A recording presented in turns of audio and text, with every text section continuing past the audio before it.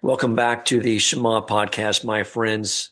I am very excited to launch this new series with Rabbi Michael Cohen on the book Strive for Truth.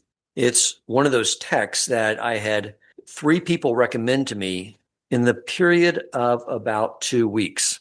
And it's one of those situations when the first person recommended it, I was like, that sounds good. I should add that to my curriculum. But my curriculum is pretty full right now. But by the time the third person, said this book you would love it, I knew at that point, okay, this is coming from Hashem.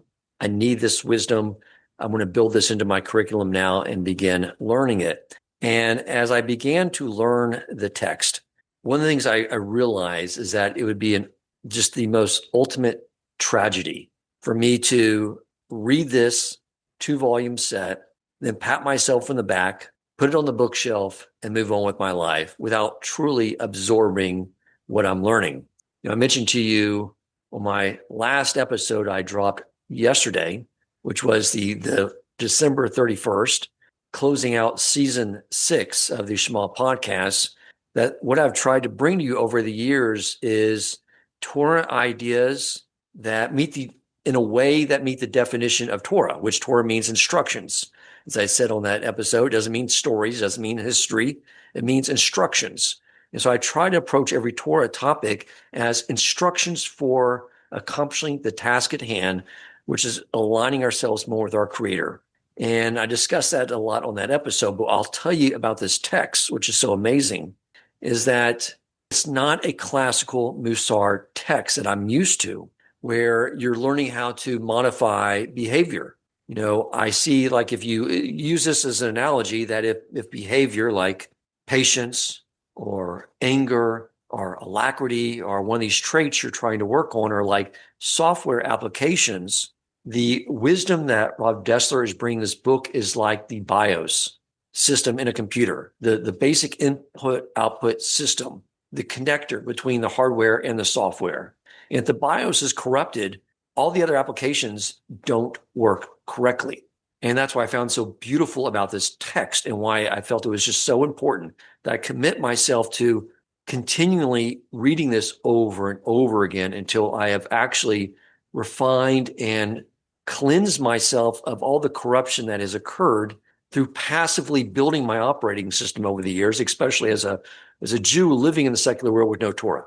And that's why I found it so valuable. But one of the people that recommended the book to me during that period was Rabbi Michael Cohen, who not only has been a dedicated student of this work, but he has been a teacher of it as well, using it in coaching and consulting others, using this wisdom as the bedrock of that type of coaching, consulting, and helping out other individuals. So it was just like such perfection that he is my neighbor. He's also my boss. He works at Masifta, the high school where I teach economics, and he has agreed to join us on this series and teach us this very important text.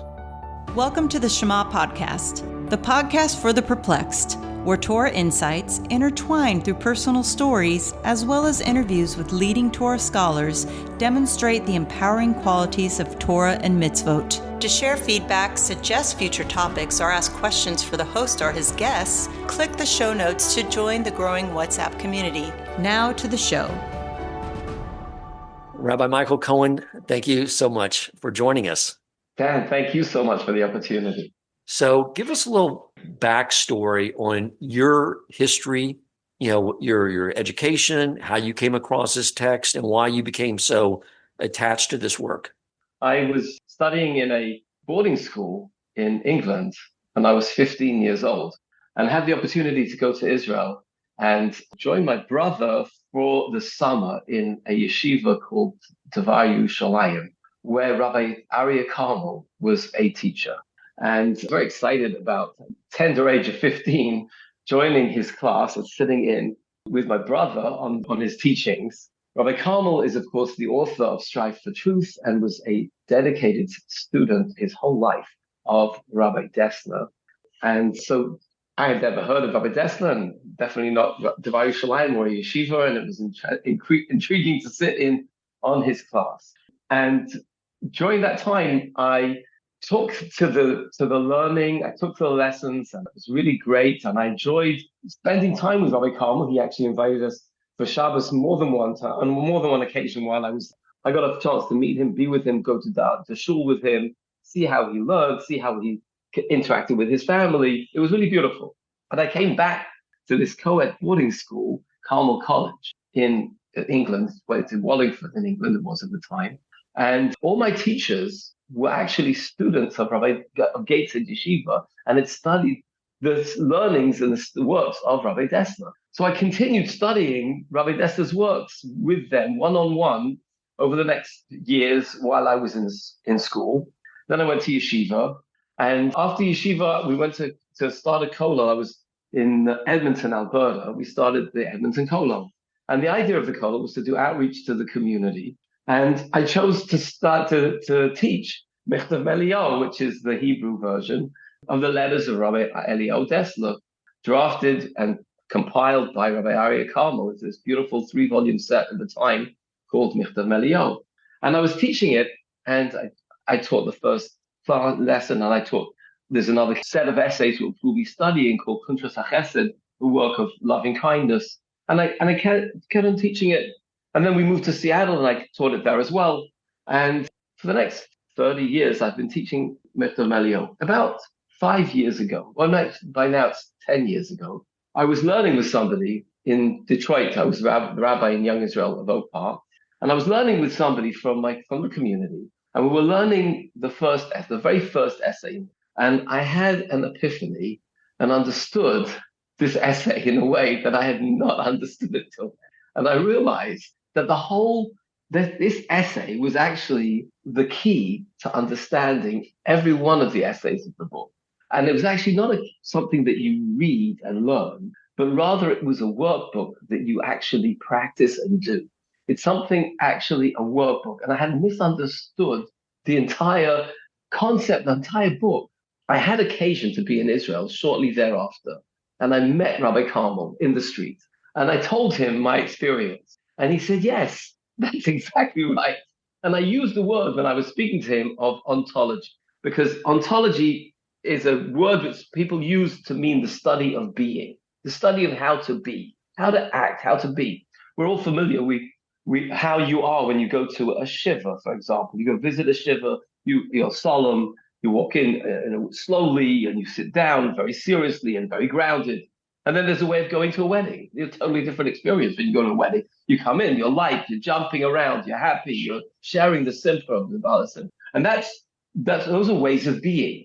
And the book, Strive for Truth, is a study of the way of being. How does one be?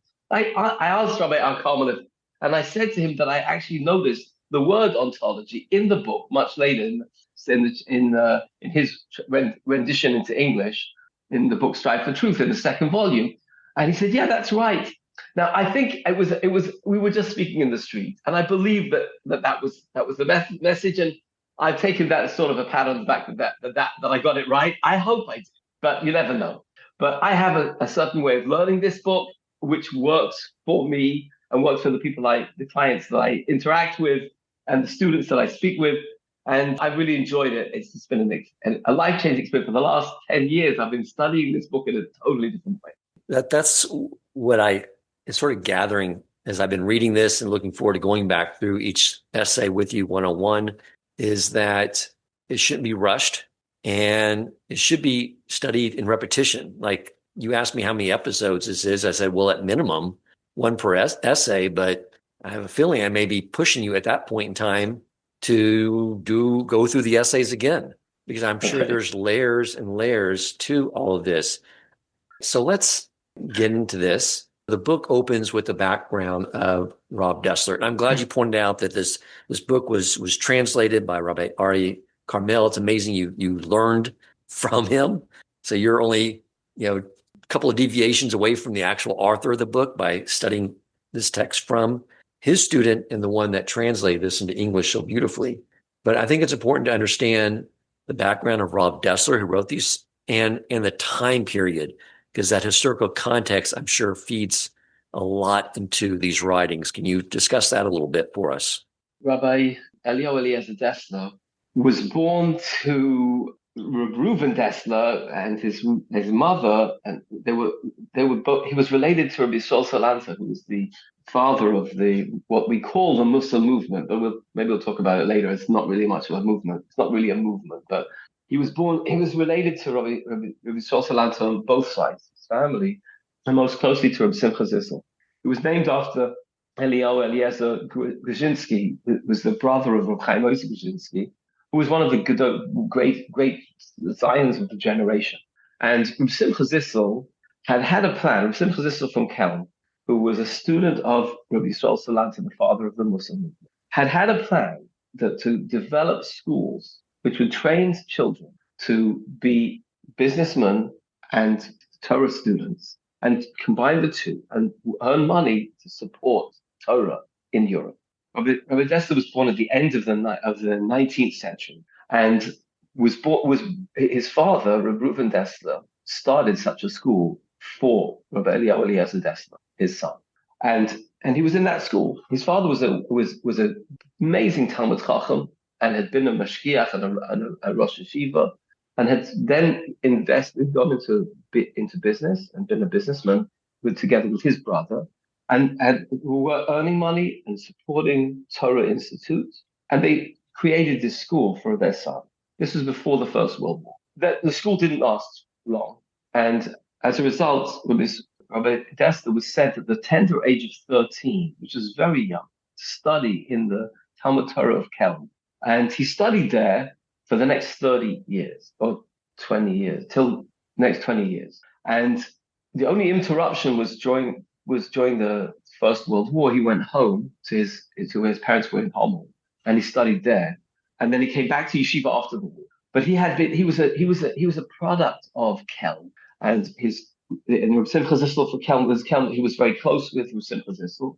And Kelm was a philosophy and also a way of being. Kelm was a Musa yeshiva, but there were different Musa yeshivas. There was Slobodka, and there were other places, Nevardot, and there was Kelm. And Kelm had one particular way of approaching Musa. Now, let me just enter this. I hope it's appropriate at this time. I was the rabbi in Detroit for 16 years. Detroit lives in the shadow of a great Talmud Chacham whose name was Rabbi Eliezer Levine. Rabbi Eliezer Levine had studied in Kelm. And I just want to digress for a moment to explain to you what Kelm was. So Kelm was a yeshiva, a beautiful yeshiva. Rabbi Dessler's son later studied in Kelm and was actually there during the Second World War, and the outbreak of the Second World War. Kelm was a yeshiva. People talk about Kelm as a yeshiva. There were amazing things about Kelm and things that we could learn from. For example, they had a Seder. They learned Gemara for hours on end.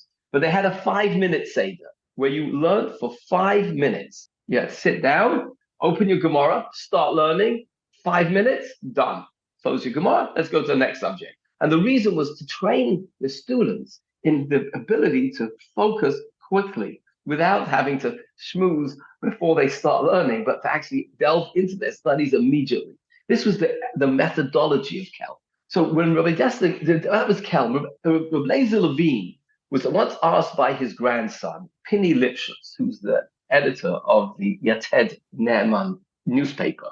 And he was asked, Great Zaidi, why don't you speak about Kelm? Tell us about Kelm. You never tell us about this yeshiva. We've heard so much from other people. Tell us about Kelm. And Rabbi Eliezer Levine said to his grandson, you wouldn't understand. But Zaidi, tell us something. You wouldn't understand. And that went on for years. And it never really happened. He never really spoke to him about Kelm. But let me just share with you a little bit about Kelm. And then we'll try to understand what Rabbi Eliezer Levine was getting at. So when Rabbi Dessler came to Kelm, he saw a man sweeping the floor of the Beis Medrash on Erev Shabbos. This man had a long beard. Rabbi Dessler thought, this man is a Talmud Chacham. It's not appropriate that he should be sweeping the floor on Erev Shabbos. Rabbi Dessler ran over, as a young boy, to him to take the broom to sweep the floor. The man looked at him indignantly and said to him, what are you doing? I learned in this yeshiva for 12 years till I was given the merit of being allowed to sweep the Beis Medrash. I'm not giving this away to anyone. In Kelm, you had to earn the privilege of cleaning the base medrash. Rabbi Dessler complained that in all his years while he was in Kelm, the only thing he was allowed to do, the privilege that he was given, was on Erev Shabbos to go and buy stamps from the post office for the bochum who were to send letters home back in the old days when they send mail to give the stamps to the bochum to be able to send letters home. I just have to say that's a total 180 from what the secular world is teaching us. The ability to give service to others is like looked at as something you have to work towards and to able to get the honor of providing service by sweeping the floor. Whereas in the secular world, they say like that's demeaning and beneath you, and they would look down on someone doing such a task. Right. So this was the Eliezer Levine said you would not understand. So that Penny Lipschutz continued. The kids used to play with Rabbi Levine, their grandfather, and they would try and get him angry. They would sit on his hat. They would knock things over in front of him. Could never get him angry. And they used to say, Zaidi, why do you never get angry? Tell us. And he never told them. And later in life, he shared this with them. And I think this will be an insight into why he never spoke about it. So he said, why do you never get angry? So he said, well, when I was a young boy, I was sent by my mother to Cal. My mother put me on the train, and she said, when you get there, you'll meet with Rav Simcha Zissel, and he'll give you an interview to see if you get into the yeshiva. And everyone went through this process when they came to the yeshiva in Cal. Any boy who wanted to apply to the yeshiva showed up and came to Rav Simcha Zissel and would knock on his door, and he would speak to them. He would speak to them for 10, 15 minutes. He would not ask them anything about Torah. He wouldn't speak to them about what they were learning. He wouldn't ask them what the parsha was. He wouldn't ask them what Gemara they were learning or ask them to say over it. He would ask them, how was your train ride? Did you have lunch? Have you eaten anything? You can get me a picture. And he spoke to Rabbi Eliezer Levine when he came to Kelm.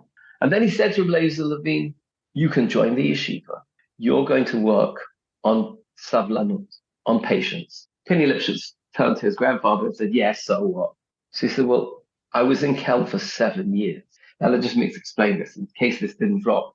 What he meant was that Simcha Zissel told him he was to work on the quality, on the middle, on the attribute of being patient. And he didn't do that in 1 day or 1 year, month or 1 year. He did that for 7 years, working on the quality of patience. And that's why he never got angry. We often look for quick fixes. Sometimes people think, oh, well, I'm working on Gaiva now, or I'm working on Simcha, or I'm working on whatever quality it is, or Savlanut. But it takes years of refinement and work. And Rav Simcha Zissel was in Kelm for 7 years. He worked on patience for 7 years. That's what Kelm was. And Rav Simcha Zissel said, Rav Eliezer Levine told his grandson, you wouldn't understand what. And that's really the truth. Kelm is something which for us is something which is so elite and so difficult that we can talk about and we can muse at the stories. But these were real. These are people who were actually really good people coming into the yeshiva and working on themselves to be even greater and be even more patient and more loving and more kind and more enduring and more dedicated and more diligent. All these qualities they were working on all the time and focusing for years on these qualities. And that's why that was Kelm. So Kelm was something which is really, I think, for us, and I've heard many people speak about Kelm, but it's something which really is elusive for us to really think that we could really get it, what it was Kelm before the Second World War or before the First World War even. It's just something which is so strange. If we would go to Kelm, I think we would think it was strange. I remember Rabbi Yerucham, who was the lady of the Mashgiach, said that if a person, he was a Mashgiach in Kelm, he said that a person was standing at a bus stop waiting for a bus, and he turns his head to look if the bus is coming, that is a chisaron, that is a lack of bitachon, of trust in Hashem. The bus is coming, it's going to come. You don't need to look. It'll come when it will come. That's something which is beyond us, I think, at the moment, and the person tries for that would really miss the sight of the real work that is to be done. So when I speak about Dessler, I can speak a little bit more, but the point is that I want to really get through here is, and this is the beauty of this whole study, is Rabbi Dessler was a very, very smart, bright, a young man. And at the age, very, very young age, his parents sent him to Kelm. And he got Kelm. He understood Kelm. The greatness of Rabbi Dessler and the greatness of this book is that Rabbi Dessler took that study, he took that philosophy, and for reasons which I'll explain shortly, he found himself in England with people in a shul. He was the rabbi of a shul in East London, northeast London, and he was in this shul and he was teaching people. And the shul was called Ein Yaakov. And while he was teaching, he had plenty of time and he was repaying debts that he needed to repay. And he started learning with young boys, 15-year-old children. Rabbi Aryeh Carmell was one such child, and he was studying with him. The greatness of Rabbi Dessler was he took Kelm and he translated it into English and into English culture for his students who were 15 years old. And it stayed with them for the rest of their lives. And the people he learned with, every one of his students became great and did wonderful things. I'm familiar with Rabbi Aryeh Carmell, and I'm familiar with Rabbi Mordechai Miller, who was also a Rebbe of mine. He was the head of the Gateshead Seminary teaching school for girls in Gateshead, and he gave classes, and I attended his classes. And then there are many other students of his. But this was what he did. He took 15-year-old boys and he taught them the wisdom from Kelm on their level, something that they could attain. And I feel that was really my merit when I was now 15 years old and I was studying from Rabbi Cohen in Yerushalayim. That's amazing. I have a couple of questions for you. One is, he discussed how he studied patience for 7 years, but most of us, if we set out on doing such a thing, we would have a framework for studying how to develop patience. But this was what Kelm was an actual methodical process for training ourselves in these different qualities, character qualities, correct? Yes. Yeah. And the point was that Rav Simcha Zissel, in this 15-minute encounter with this young boy, had zeroed in on the quality that he needed to work. It was more than that. He wasn't telling every single kid to work on patience. This particular young man was to work on patience. And how could he tell? I don't know how he told. He was speaking to the guy about having lunch, and it wasn't asking him to teach him or anything like that, or say some Torah ideas. He was just talking to him about his day. But that was the beauty of the Mashgiach, that the Mashgiach understood his students. He understood if they could come to Kelm at all, if it was in the realm of possible for them to actually absorb the Torah.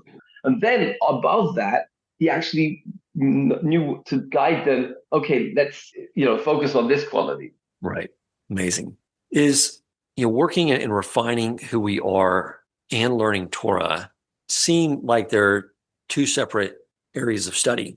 And I sort of always wonder, if it's sort of a chicken and egg type situation, if you refine the character, then the Torah absorbs more quickly, or does learning the Torah actually refine us?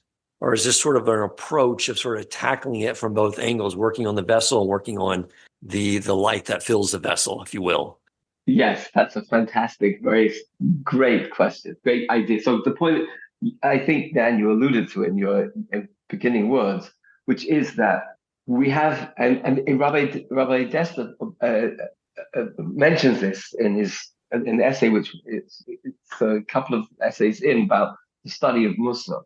But he says like this: in order to be able to study anything or to learn from anything or to experience the world, we are constantly looking through them through our own lenses and through our own brains, our own minds. And that's really, it's like a scale. It's like a scale which is weighing up everything. We see something. You see a video, or you see an event, or you're at a simcha. You see something. You see a person. We're constantly evaluating the world around us. The mechanism by which we use is our power of reason. Now, our power of reason, which is seated in our brains and in who we are, that power of reason becomes corrupted by different arguments and different things that we see.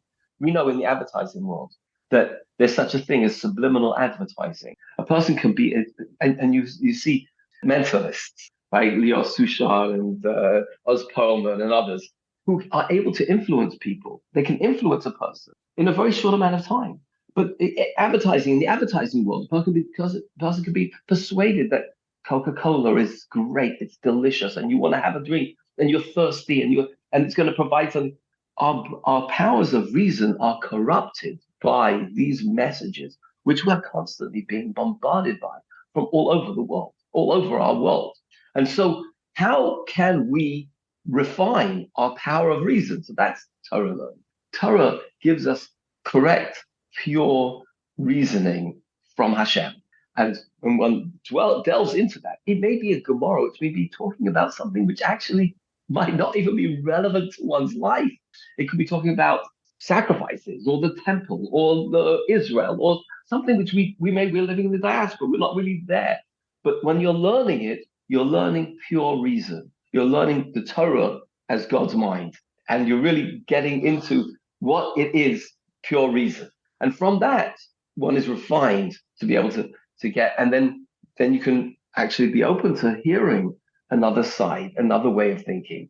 And that really opens one's mind up to this whole Musa concept, which we'll talk about. But this idea of saying, oh, well, actually, maybe it isn't the way I'm thinking. Maybe actually there's another way of looking at this. Maybe I am a difficult person to get on with. Maybe actually I am not. Maybe I need to refine this. Maybe this person has a point of view. So that's Rabbi Dessler. That's one of the ways Rabbi Dessler approaches this idea of Torah learning as a refinement of the mind and the brain, so that one can really perfect oneself to be a great person. Right. Which we know it's an important task because it's one where our Yetzer Hara is always trying to distract us from the task. Like I remember reading early Musar works in my learning, and I noticed as I was trying to do introspection on that particular quality that my thoughts would always go towards another person who had that quality, that negative quality. Now I could tell that was my Yetzer Hara. Like, don't worry about that with you. You're fine. Focus on someone else. And then I knew that's something I need to work on myself. That was my litmus test that, oh, you don't want me to pay attention to this? That means I'm really need work in this area. One of the things I think that's really helped me understand the way the intellect works is with the evolution of AI. Because AI is highly intelligent, but the logic gets corrupted. You know, I've been using it for I guess close to 2 years that's been out there. And when I will start a project and I will upload a Word document with the specific instructions for how to do a particular task, here are the rules that I need you to follow. And I've noticed that eventually some of the output will get corrupted. And I'll find out, how did you get to this conclusion? He's like, well, when you write words into the chat, the way you phrase those override the document you uploaded. And over time, those words and the way you phrase things corrupted those instructions. So I had to learn that before you engage in any project, you have to say, reference that document in any chat, and that overrides anything I may say to you here. And it seems like that's what this whole Musar work has been over the years, is doing exactly that, although the overriding document is our Torah. Great. That is a fantastic analogy. Yes. So, we're going to discuss these chapters, these essays in more depth, but I just wanted just like a broad 30,000 foot overview of why he starts the book, because there's a reason why he orders the essays the way he does, why he starts with happiness and reward. Okay, great. So let me take a moment to tell you about Rabbi Carmell. So Rabbi Aryeh Carmell was very proud of his work, Strive for Truth. And if you look at the front of the book, it says rendered into English by Rabbi Carmell. He always used to say this. Whenever students would used to say, well, we used to come Michtav Eliyahu, we can't read it by the English translation. He would say, it's not a translation. I've rendered it into English. It's not a direct translation because there are certain ideas and concepts which actually came better in English when said in another way. I haven't been true to the language. And he himself suggested learning it for somebody who's English, in the English. When I met him, and I think it was 10, 15 years ago, when I met him in the street, I asked him, how are you doing? And we were talking, and he said, I just completed my greatest accomplishment. I said, what was that? He said, my greatest accomplishment was the next volume of Strive for Truth. So I said, he prided himself more on Strive for Truth than Michtav Eliyahu. Now, of course, Michtav Eliyahu was compiled by Rabbi Carmell, And he took the letters. There were more than 2,000 letters and there's a massive a pile of material. Still, they're still working through it. And they took these letters and they put them in a certain order, as you mentioned, right? And he starts the first essay. The first essay is the essay on happiness. Now, this essay was a letter which Rabbi Dessler wrote to his 16-year-old son who was studying in Kelm. And that's why it's unbelievable that the language and the way and the communication that there was between Rabbi Dessler and the world around him, all these letters, all the material that he put in the book was drafted by Rabbi Dessler himself and painstakingly written. Now there is a section called Kuntras HaChesed, which occurs in Volume 1 and Volume 2 and Volume 3 of Strive for Truth. It's broken up. That was Rabbi Dessler's piece de resistance. He felt that was the most important work that he did. And Rabbi Carmell, in his introduction to that, says you're better off learning this in Hebrew, because Rabbi Dessler was true to the language and he refined the language so much so that it was like learning Tanakh, lahavdil. But the point was that he'd been working on it for years, from when he was a young boy and until later in life. And that's why it spread through Strive for Truth. But if you were going to start the book, you figured he'd start with Kuntras HaChesed. That's what he's famous. That book, that work was his. So why did he start particularly with this letter that Rabbi Dessler is writing to his son in Kelm? So when it comes to any of the letters, you also have to, before reading a chapter in Strive for Truth, it's important to read the context. What was happening in history? Why is he writing this? When did this happen? This particular letter was written to his son just after, in 1938, I believe, or 1939, Hitler was in power in Germany. And it was a time when people really were scared. I mean, I would imagine people all over the world were scared, particularly if you're living in Europe. Rabbi Dessler kept his son in Kelm and didn't bring him home. His son was in Kelm. And in fact, Rabbi Dessler's wife and daughter were visiting in Kelm when the war broke out, and they didn't get back to England. Rabbi Dessler was separated from his wife for the entire length of the Second World War. She escaped with her son and her daughter she to Australia and the son to America. But they were separated for all the years of the war. And this letter was a letter that Rabbi Dessler wrote to his son. And it's talking about happiness, but in actual fact, it's talking about who we really are and what takes us away from being who we are.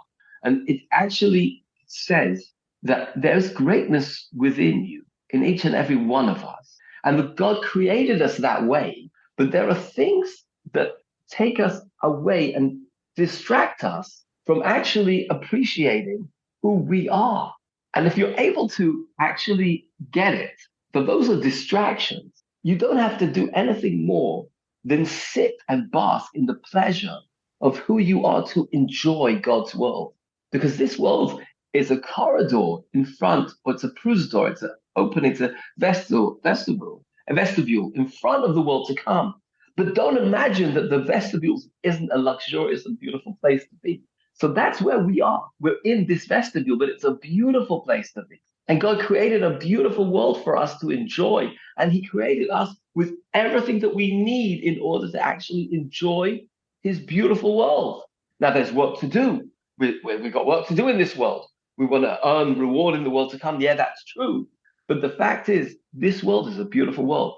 And that's the first lesson. The first lesson is the essence, I think, of this idea of ontology, which is just relating to who we actually are, our being. Which I'm sure had significant impact, considering it was written during World War II and the era of Hitler and the Holocaust. Yeah. How would you recommend, as we proceed through this series, myself and the listeners, learning from these episodes as well as studying the text on their own to, as I said in the beginning, what my goal is, I know everyone listening, I know people in the Shema Podcast WhatsApp community are getting the text and excited about actually going along and learning this, and learning it in a way that is transforming who we are and not allowing it just to exist in the intellectual sphere and be something of, that's just some theoretical ideas that just bounce around between our two ears, but never actually, doesn't really change us? How do we make sure that that doesn't happen, that we do change who we are through this text? So there's two things. Number one, I think practically, on a practical base, it really would help in advance of or just before listening to the podcast to read the letter inside or to read the text inside and then work through that. That's one thing, one idea. The other idea I really would like to share is that Rabbi Carmell once told me there's an essay towards the end of in the second volume of Michtav Eliyahu where Rabbi Dessler talks about the concept of the Yetzer Hara and how that got into man and what it is. And he gives a very nice idea. It's a really great idea. And I hear people say over this idea, they're talking at the Shabbos table, and they'll say, well, they'll ask the question and they'll give the answer. And you hear it, and there's a question and answer, and that's how we live. But I'd just like to share with you listeners, and this is the key. The question of this particular essay, which was about what Adam was before the sin and what Adam was after the sin. Where was the Yetzer Hara before the sin and where was it after? Where did the Yetzer Hara live before the sin and where did it live after the sin? So Rabbi Dessler has a way, and I'll say the words, it doesn't mean much, but the Yetzer Hara came from outside and now it lives within. And it lives within Adam HaRishon. When he ate from the Eitz Hadat, the tree of knowledge, it became part of him. The Yetzer Hara became part of him. Rabbi Dessler asked this question, that essay, to Rabbi Carmell. Rabbi Carmell didn't hear the answer from Rabbi Dessler for 10 years. That is, I don't know if it was Rabbi Dessler was working for it for 10 years, but the concept is, these concepts are not things which were picked up from one moment to the other. Rabbi Dessler's way of thinking was unique, was not unique actually, but it was unique that he took his way of thinking of the Gemara thinking and put it into these philosophical ideas. But I'll just share with you, Rabbi Carmell used to say when he was studying with Rabbi Dessler, this was back in the days when people thought smoking was good for you, but Rabbi Dessler would ask him a question, they would study a medrash, and Rabbi Dessler would ask him a question, and Rabbi Dessler didn't have the answer to the question. The answer wasn't there. And they would work and they would sit and they would talk. And then Rabbi Dessler would light a cigarette, sit in an armchair, and sit and contemplate this question. And it may take some time. And it might be an hour later, he would come up with the answer because he worked through it and they come up with the answer.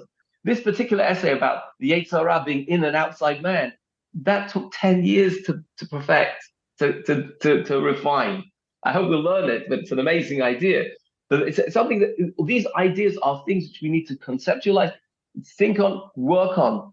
Rabbi Dessler asks in the first essay, I'll just throw this out. In the first essay, he asked a question, and there's a line in Strive for Truth. How could it be that God created a world where everybody without exception is unhappy? That's the question he asks. That's the question. But he answers the question in the essay. But I didn't really get the essay myself personally until I really sat on that question. And then when I understood it, when I lived it, when it was a part of it, I said, wow, we're living in God created. That's the first essay. We'll get to it. I look forward to the first, to the podcast, which we'll talk about the first essay. Beautiful. Anything else you want to add as sort of preliminary ideas before we get to the next episode where we start to go through these essays one by one? No, the only thing I'll say is that, I have had a unique experience in Michtav Eliyahu. I'm not sure that it's the right one or it's everyone's, but it's definitely worked for me. And my experience has been like transformative. I noticed Michtav Eliyahu was first published by Rabbi Carmell many, many years ago. I mean, many years ago. I don't even know how many years ago. I saw it. It's printed in the volumes. But they brought out another version. Recently, they put out a new version. When in the introduction, they wrote something which I hadn't seen before, which is the most recent volume, most recent edition of Michtav Eliyahu, which was put out by the family after Rabbi Carmell passed away. And they said that Rabbi Dessler's intention was never for this to be a philosophical work. These were not philosophical writings. These are things to be worked on. These are things to change the way we are. If it's learning for intellect, it's wrong. That's not what it's about. It's learning to be somebody different, to change. And I really believe it. One of the later students of Rabbi Dessler was Rav Moshe Shapiro, who I also had occasion to study on, and not as diligently and as frequently as many others, but Rabbi Tatz and others who written about the works of Rabbi Moshe Shapiro were brilliant. He was a student of Rabbi Dessler later in his life. But many people, I think, study Rabbi Shapiro's works as if it's like a philosophical work. And I don't believe that was Rabbi Shapiro. I knew him. I spent time with him. I really believe he also maintained that all his teachings, all the teachings that he has, and there's much put out for Rabbi Moshe Shapiro now, was also to be transformative about the way we act, the way we are, our being in the world. That's just what I would like to say. Beautiful. Amazing. Rabbi, I'm grateful that you're going to do this series with us and teach it to us. And I'm just looking forward to delving into this with you and learning from you, and many thanks on behalf of the audience as well. As I know just from those who I sent the promo to and discussed it with, they're all very excited about this new series. But Dan, thank you so much. I really appreciate the opportunity. You ask great questions and you're so passionate about this. You're so professional and wonderful. I really appreciate everything. Thank you. Thank you for listening. And if you enjoyed the episode and found it meaningful, please take a moment to rate, review, and share the podcast.